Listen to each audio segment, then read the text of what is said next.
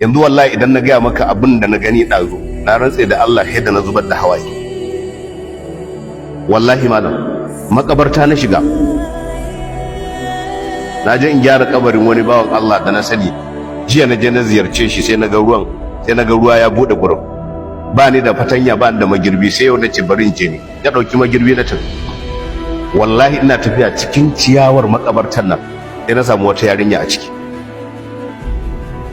La ilaha illallah.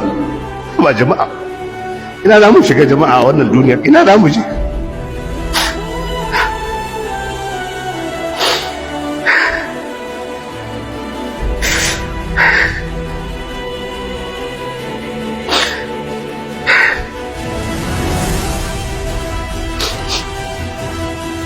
Yarinya ce na ratse da Allah, tana cikin ciyawa, ba kowa a gurin, sai roban ruwa.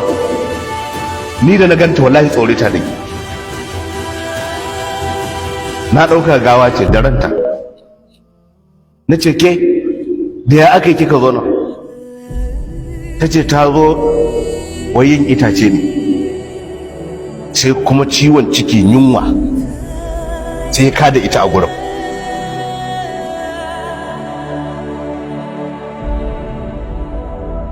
So daga wani daga cikin masu aiki a gurin na kirawon shi na ce masa, ka san wannan? Ya ce dama suna zuwa suna yin ciran tsintsiya.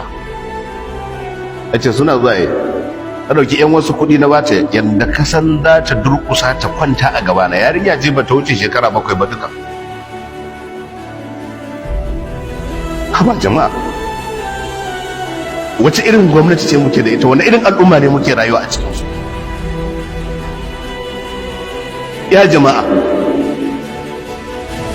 a irin wannan halin da aka jefa mutane, sannan wani mutum ya fito yana cewa shi bai yi ma nadamar abin da ya ba. Ha ba jama'a, inna lillahi wa inna ilaihi raji'un. Yace ya san su.